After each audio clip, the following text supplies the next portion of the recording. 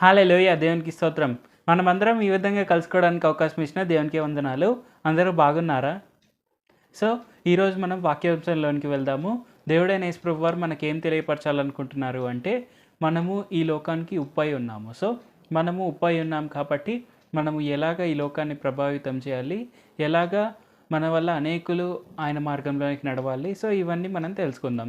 మొదటగా మనము మత్తయి సువార్త 5వ అధ్యాయం 13వ వచనం చదువుకొని ధ్యానించుకుందాం. మీరు లోకమునకు ఉప్పై ఉన్నారు. ఉప్పు నిస్సారమైతే అది దేని వలన సారం పొందును? అది బయట పారవేయబడి మనుష్యుల చేత తొక్కబడుటకే గాని మరి దేనికిని పనికిరాదు.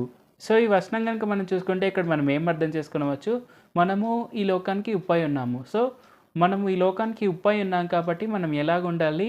మనము సారవంతమైన మనుషుల్లాగా ఉండాలి. మనం సారవంతమైన ఉప్పులాగా ఉండాలి. సో, ఒకవేళ గనుక సారం అనేది లేకుంటే దాన్ని ఏం చేస్తారు? అది దేనికి పనికిరాదు. అంటే మనం అది లిటరల్లీ అది వేస్ట్ అది శాండ్ ఇసుకతో సమానం. సో, మనం దాంతో ఏమీ చేయలేం. మేబీ ఇసుకతో మనము ఏదైనా తయారైనా చేయొచ్చు కానీ, ఆ ఉప్పుతో మాత్రం మనం ఏమీ చేయలేం. సో, అది వేస్ట్ ఇంకా అది. సో, దాన్ని ఏం చేస్తారు ఎవరైనా కానీ అది తీసి పారవేస్తారు, కాళ్ళ కిందేసి తొక్కుతారు. సో, వాటెవర్ ఏం చేయాలనుకుంటే అంత చేస్తారు. సో, మనం అర్థం చేసుకోవాల్సింది ఏంటంటే మనం ఈ లోకానికి ఉప్పై ఉన్నప్పుడు మనము సారవంతంగా జీవించాలి. సో, అదే ఉప్పుకి సారం కనుక ఉంటే అది ఎంత గొప్పగా ఉంటుంది, అది ఎంత వాల్యుబుల్‌గా ఉంటుంది అనే విషయాన్ని కూడా మనం తెలుసుకునవచ్చు. అంటే మనము ఏ కూరలో వేసినా కానీ ఉప్పు అనేది చాలా చాలా వాల్యుబుల్. సో, ఆ ఉప్పు వేయడం వల్ల ఆ కూరకి ఆ టేస్ట్ అనేది వస్తుంది. అది కూర కానీ, ఏదైనా కానీ, ఏ ఫుడ్ ఐటెమ్ అయినా కానీ మనం తయారు చేసినప్పుడు ఉప్పు వేయకుంటే అదొకలాగుంటుంది. ఉప్పు వేస్తే దాని టేస్ట్ అనేది మారిపోతుంది. సో, ఉప్పు వల్లే దానికి టేస్ట్ అనేది యాడ్ అవుతుంది. దాంట్లో ఉండే ఫ్లేవర్ అంతా బయటకొస్తుంది. సో, మనం ఉప్పు లేకుండా జనరల్‌గా ఏదైనా కూర చేసుకున్నాము అంటే మనము దాని ఫ్లేవర్ అనేది మనకు అంతగా తెలియదు. అందులో మనము ఎన్ని కూరగాయలేసినా, మనం ఎంత బాగా చేసినా గానీ, ఉప్పు లేకుంటే దాని ఫ్లేవర్ అనేది మనకు తెలియదు. అది మనము చాలా బాలేదనే అనుకుంటాం. ఉప్పు తక్కువైనా కానీ అంతే ఉంటుంది. కానీ అదే గనుక మనం ఉప్పు సరైన మోతాదులో కరెక్ట్‌గా వేసాము అంటే ఏమవుతుంది? దాంట్లో ఉండే ప్రతి ఒక్క కూరగాయ యొక్క ఫ్లేవర్ అనేది మనకు తెలుస్తుంది. సో, మనం అర్థం చేసుకోవాల్సింది ఏందంటే ఉప్పు అనేది చాలా చాలా వాల్యుబుల్. మనల్ని ఈ లోకానికి ఉప్పుగా దేవుడైన యేసు ప్రభువారు నియమించారు. అంటే ఈ లోకానికి మనం వాల్యూ యాడ్ చేయాలని దాని అర్థము. సో, మనము ఈ లోకానికి ఒక ఫ్లేవర్ యాడ్ చేయాలి. మనము ఈ లోకాన్ని ఒక నెక్స్ట్ లెవెల్‌కి తీసుకువెళ్ళడానికి ట్రై చేయాలి. సో, అది మనకు ఈ భూమి పైన ఉండే కర్తవ్యం. ఇది మనం గుర్తించాలి. సో, అది ఎలాగ చేస్తాము? ఎలాగా మనము సారం అనేది పొందుకుంటాము అంటే మనము పరిశుద్ధంగా జీవించడం వలన, మనము ఆయన మార్గంలో జీవించడం వలన, మనం చేసే ప్రతి ఒక్క పనిలో దేవుడైన యేసు ప్రభువారిని హైలైట్ చేస్తూ ముందుకు సాగామంటే మనము సారం అనేది పొందుతాము. సో, అలాగా మనకు వాల్యూ అనేది ఉంటుంది. మనము ఈ లోకానికి యాడ్ అయినప్పుడు ఈ లోకానికి కూడా వాల్యూ అనేది ఉంటుంది. సో, మనము ఆయన సువార్త ప్రకటించడం అనేది మనకు చాలా చాలా ఇంపార్టెంట్. అలాగా మనము కరెక్ట్‌గా ఆయన సువార్తను ప్రకటించామంటే ఏమవుతుందంటే, మనము ఈ లోకానికి వాల్యూ పెంచుతాము. అలాగే మనం చెప్పే సువార్త విన్న అనేకులు మారతారు. వాళ్ళు దేవుడైన యేసు ప్రభువారి మార్గంలోనికి నడుస్తారు. అలాగే వాళ్ళు గొప్పగా ఆశీర్వదింపబడతారు. వారు కూడా అనేకులను దేవుడైన యేసు ప్రభువారి మార్గంలోనికి నడిపిస్తారు. సో, అలాగా ఈ లోకానికి వాల్యూ అనేది పెరుగుతూ వస్తుంది. సో, మనం అర్థం చేసుకోవాల్సింది ఏంటంటే దేవుడైన యేసు ప్రభువారు మనకు ఒక కర్తవ్యం ఇచ్చారు. ఆ కర్తవ్యాన్ని మనం ఖచ్చితంగా నిలబెట్టుకోవాలి. అలాగే ఆ కర్తవ్యాన్ని మనం ఫుల్ ఫ్లెడ్జ్డ్‌గా కంప్లీట్ చేయాలి. అది మనకు చాలా చాలా ఇంపార్టెంట్. సో, మనం గనుక ఇప్పుడు మార్కు సువార్త 9వ అధ్యాయం 49వ వచనంలో గనుక మనం చూసుకుంటే, ప్రతివానికిని ఉప్పు సారము అగ్ని వలన కలుగును. ఉప్పు మంచిదే గాని ఉప్పు నిస్సారమైన యెడల దేని వలన మీరు దానికి సారం కలుగజేతురు? మీలో మీరు ఉప్పు సారం గలవారై ఉండి ఒకరితో ఒకరు సమాధానంగా ఉండుడని చెప్పెను. సో, ఆ సారం అనేది ఎలాగ వస్తుంది ఉప్పుకి? సో, మనం జనరల్‌గా ఆ ఉప్పు అనేది ఎలాగ ఫ్లేవర్‌ఫుల్‌గా ఉంటుంది అంటే, ఒకరితో మనము ఫ్రెండ్లీగా ఉండాలి. అండ్ ఒకరితో ఒకరు మనము మంచి సహవాసం కలిగి ఉండాలి. అలాగే మనము సహవాసంగా ఉన్న ప్రతి ఒక్కరితో మనము సమాధానంగా కూడా జీవించాలి. సమాధానం అనేది కూడా వెరీ వెరీ ఇంపార్టెంట్. సమాధానం లేకుండా మనము విరోధంగా ఉంటే గనుక ఆ ఉప్పుకి వాల్యూ అనేది ఉండదు. సో, జనరల్‌గా మనము ఏదైనా కాంట్రడిక్షన్స్ అనేవి చేస్తున్నప్పుడు మనము ఎప్పుడు కూడా సమాధానం అనేది కోల్పోకుండా ఉండడానికి ట్రై చేయాలి. సో, మన ఫ్రెండ్‌షిప్ అనేది ఎవరితో అయినా గానీ మనం చేస్తున్నప్పుడు మెయిన్ థింగ్ ఏంటంటే మనము వాళ్ళతో ఉండే టచ్ అనేది కోల్పోకుండా ఉండాలి. ఎప్పుడు కూడా వాళ్ళ వాల్యూస్‌కి రెస్పెక్ట్ ఇవ్వాలి. మనం కూడా అలాగే జీవించాలి. సో, అది మనకు చాలా చాలా ఇంపార్టెంట్. అలాగే మనము దేవుడైన యేసుప్రభు వారి యొక్క సువార్తను తెలియపరుస్తున్నప్పుడు ఇతరులను కించపరచడానికి మనం ముందుకు పడకూడదు. ఆబ్వియస్‌గా వారు పాపం చేస్తున్నారనే విషయాన్ని మనం వారికి తెలియపరచాలి. కానీ వాళ్ళు చేసే ప్రతి ఒక్క విషయము తప్పే. వాళ్ళింకా అసలు దేనికి పనికిరారు. వాళ్ళు ఇంత వేస్ట్ అసలు. వాళ్ళు పెంట కుప్పతో సమానం. ఇలాగ మనం ఎప్పుడు ఎవరిని డిగ్రేడ్ చేయకూడదు. సో, అలాగ చేయడం వలన మనము కొంతమందిని మార్చవచ్చేమో గానీ, చాలామంది ఎదురు తిరుగుతారు. చాలామంది కోపంగా అయితారు. సో, మనం అర్థం చేసుకోవాల్సింది ఏందంటే, మనము సమాధానాన్ని ఎప్పుడు క్రియేట్ చేయాలి. సమాధానం క్రియేట్ చేయడం వలన మనం మెల్లగా వారు చేసే తప్పులను వారికి తెలియజేస్తే, వాళ్ళు దేవుడైన యేసుప్రభు వారి మార్గంలోనికి తప్పకుండా వస్తారు. సో, అది మనము తప్పకుండా గుర్తించాల్సిన విషయము. మనము ఎప్పుడు కూడా ఆయన సువార్తను అనేకులకు తెలియపరచడం అనేదే మన ప్రైమరీ ఫోకస్. అండ్ మనం అలాగ చేయడం వలన మనం సువార్త తెలియపరిస్తే దేవుడైన యేసుప్రభు వారే క్రియ చేస్తారు.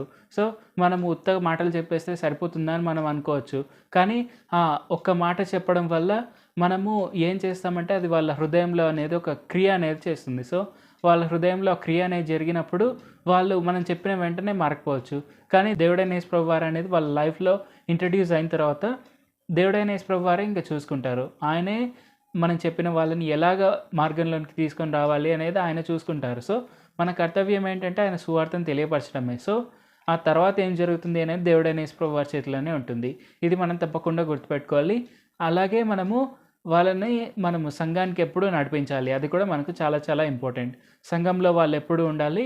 ఆయన సంఘంలో భాగంగా ఉండడం అనేది మనకు వెరీ వెరీ ఇంపార్టెంట్. ఎందుకంటే దేవుడైన యేసుప్రభు వారు వధువు సంఘాన్నే ఆయన వివాహం ఆడతారు పరలోకంలో పెళ్లి విందులో. సో, మనము ఖచ్చితంగా అనేకులను సంఘంలోనికి తీసుకురావాలి. అది వెరీ వెరీ ఇంపార్టెంట్. సో, సంఘం అనేది ఒక ఫెలోషిప్. ఆ ఫెలోషిప్‌లో మనము సమాధానం కలిగి ఉండాలి.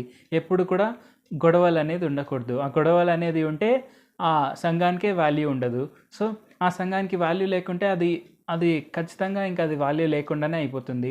సో, ఆ వాల్యూ అనేది మనము ఇంక్రీజ్ చేయడానికి ట్రై చేయాలి. అంటే ఎప్పుడు సమాధానం అనేది కలిగి ఉండాలి. పీస్ అనేది మనకు చాలా చాలా ఇంపార్టెంట్. దేవుడైన యేసుప్రభు వారు మనకు సమాధానం కలుగజేయడానికి ఈ భూమి మీదకి వచ్చారు. సో, మనకు ఆయన వెళ్ళిపోయేటప్పుడు కూడా శిష్యులందరికీ చెప్పింది ఏంటంటే, మీకు సమాధానం కలుగును గాక అని. సో, ఆ మెసేజ్ అనేది అలాగ అందరికీ ఫాలో అవుతూ వస్తుంది. అండ్ ఇప్పుడు మనకు కూడా దేవుడైన యేసుప్రభు వారు చెప్తున్నారు, మనము సమాధానం కలిగి ఉండాలి. సో, సమాధానం కలిగి ఉండడం అనేది మనకు చాలా చాలా ఇంపార్టెంట్. సో, ఆ పీస్ వల్ల మనం ఏం చేస్తాము అంటే, మనము ఈ లోకానికి వాల్యూ యాడ్ చేస్తున్నట్టు. అంటే మనం సంఘం ద్వారా దేవుడైన యేసుప్రభు వారికి మనము అనేకులను నడిపిస్తున్నట్టు. అండ్ అలాగే ఈ లోకానికి మనం ఏం చేస్తున్నామంటే, లోకానికి మనము ఒక మీనింగ్ అనేది ఇస్తున్నాం. సో, ఒక మీనింగ్ అనేది ఇవ్వడం వల్ల లోకం అనేది ఒక హైలైట్ అవుతుంది. సో, ఇది దేవుడైన యేసుప్రభు వారు సంఘానికి ఇచ్చిన విలువ. సో, సంఘం అనేది అట్‌మోస్ట్ థింగ్, అంటే the greatest thing on this planet. So, church అనేది చాలా గొప్ప అడిషన్ ఈ భూమి మీద. సో, చర్చ్ లేకుండా ఈ భూమికి అంత వాల్యూ లేదు. కానీ చర్చ్ ఉండడం వల్ల ఈ భూమికి అనేది ఒక వాల్యూ అనేది వచ్చింది. సో, చర్చ్ అనేది చాలా చాలా ఇంపార్టెంట్. సంఘం అనేది చాలా చాలా చాలా ఇంపార్టెంట్. ఇది మనం గుర్తుపెట్టుకొని సంఘానికి ఎప్పుడు మనం విలువనివ్వాలి. ఎప్పుడు కూడా మనము డిగ్రేడింగ్‌గా మాట్లాడకూడదు. అలాగే మనము సంఘానికి రెగ్యులర్‌గా అటెండ్ అవ్వాలి. అది ఆన్‌లైన్ ఆర్ ఆఫ్‌లైన్ ఏదైనా కానీ సంఘానికి మనం రెగ్యులర్‌గా అటెండ్ అవ్వాలి. దేవుడైన యేసుప్రభు వారు ఇచ్చిన ప్రతి ఒక్క కమాండ్మెంట్‌కి మనం విలువనివ్వాలి. అది మనకు చాలా చాలా ఇంపార్టెంట్. ఇప్పుడు మనం లెవియాకాండం 2వ అధ్యాయం 13వ వచనంలో చూస్తే, నీవు అర్పించు ప్రతి నైవేద్యమునకును ఉప్పు చేర్చవలెను. నీ దేవుని నిబంధన యొక్క ఉప్పు నీ నైవేద్యం మీద ఉండవలెను. నీ అర్పణములన్నిటితోనూ ఉప్పు అర్పింపవలెను. సో, ఈ వచనం కనుక మనం చూసుకుంటే, పాత నిబంధనలో మనం చూసుకున్నప్పుడు దేవుడైన యెహోవా వారికి బలులను అర్పించేవారు. సో, ఆ బలులను అర్పించేటప్పుడు వాళ్ళు ప్రతి ఒక్క నైవేద్యంలో ఏం చేయాలి? ఉప్పు అనేది ఖచ్చితంగా యాడ్ చేయాలి. సో, ఉప్పు యాడ్ చేయడం వల్ల ఏమవుతుంది?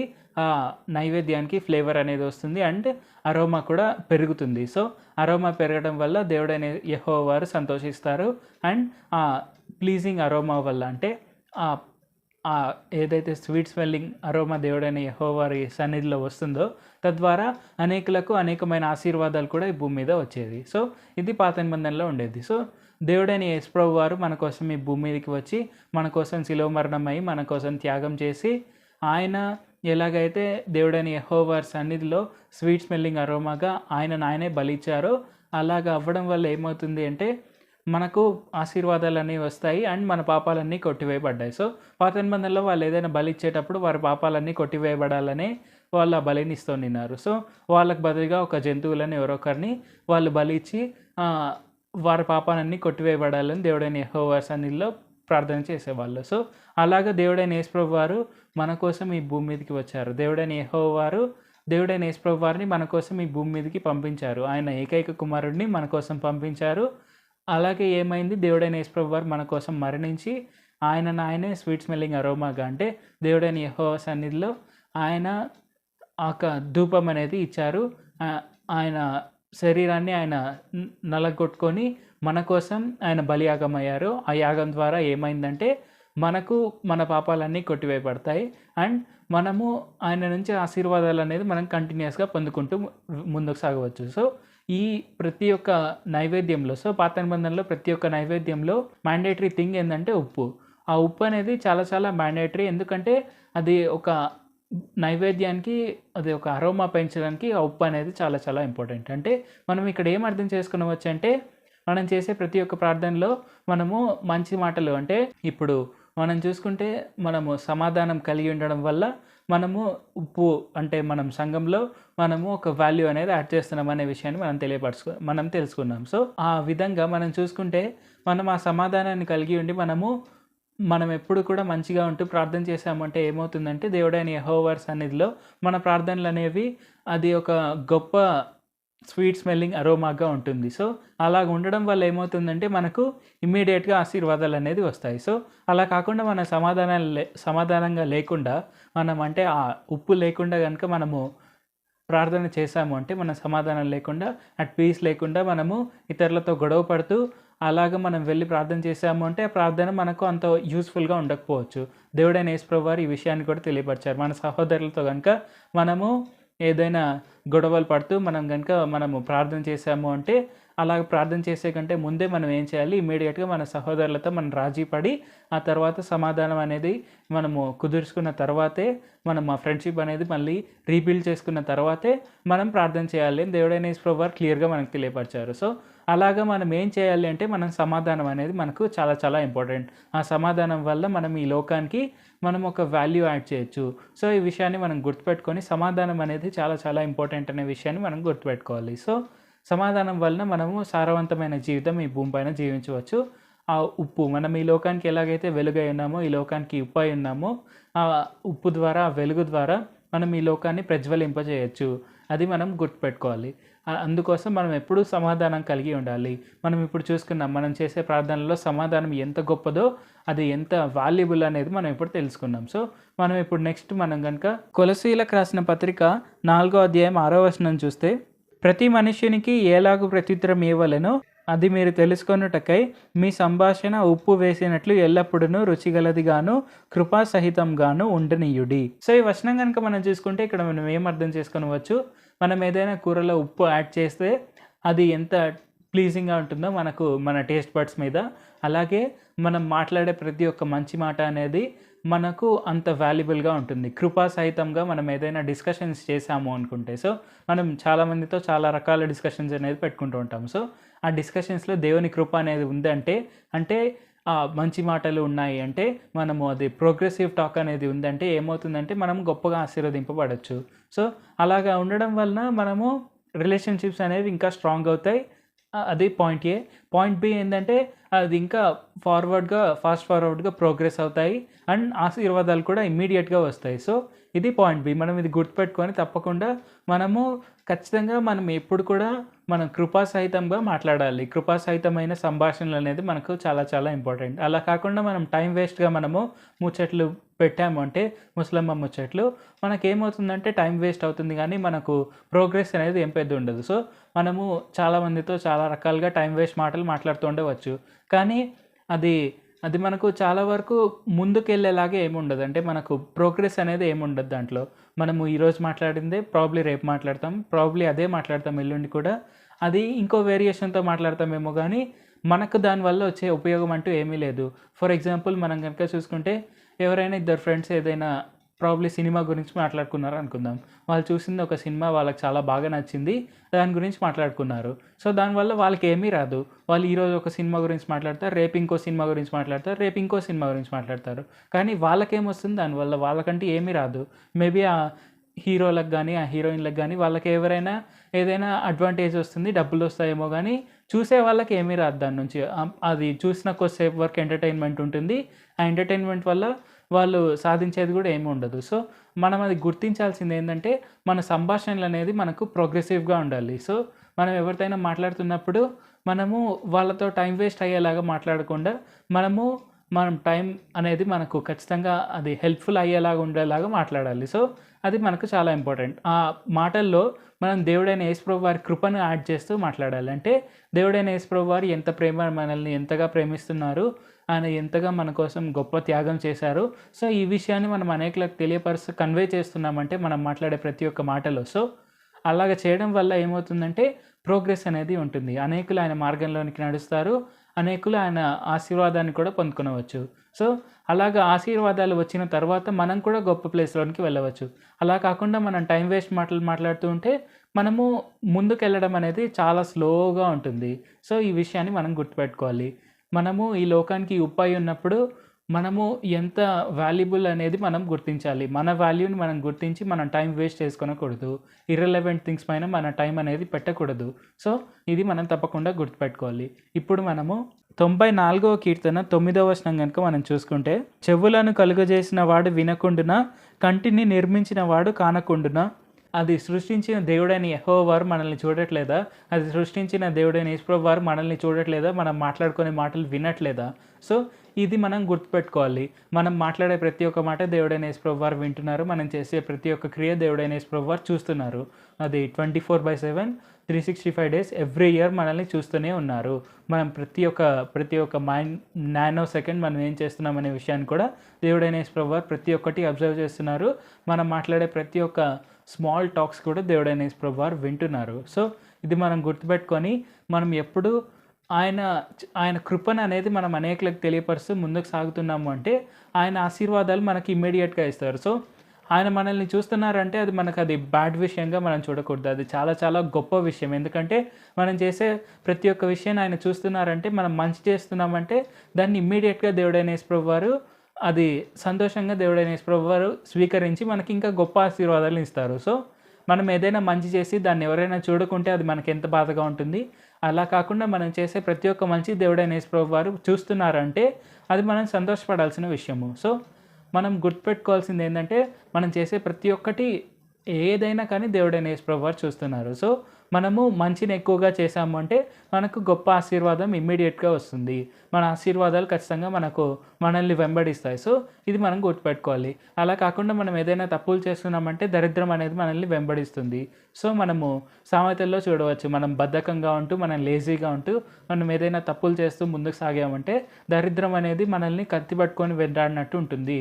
అంటే మనల్ని అంత ఫాస్ట్గా అది ఫోకస్డ్గా మనల్ని తరుముతూ ఉంటుంది. సో అలా కాకుండా మనము వినయం కలిగి ఉండి మంచి పనులు చేస్తూ దేవుడైన యేసుప్రభు వారి యొక్క సువార్తను అనేకులకు తెలియపరుస్తూ మనం సారవంతంగా ఈ భూమిపైన జీవించామంటే ఆశీర్వాదాలు మనల్ని ఎప్పుడు వీడవు, మన వెంట వస్తూనే ఉంటాయి. ఆశీర్వాదాలు ఖచ్చితంగా మన వెనకాల ఉంటాయి. మనం ముందర గొప్పగా ఆశీర్వదింపబడుతూ ముందుకు సాగవచ్చు. సో ఆ దేవుడైన యేసుప్రభు వారు సెట్ చేసిన మార్గంలో మనం ముందుకు సాగుతూ పరలోకానికి వెళ్ళే క్రమంలో మనం ఈ భూమిపైన కూడా చాలా గొప్పగా ఆశీర్వదింపబడవచ్చు. అలాగ ఆశీర్వదింపబడాలంటే దేవుడైన యేసుప్రభు వారు మనల్ని ఉప్పుగా నియమించారు, మనల్ని వెలుగుగా నియమించారు.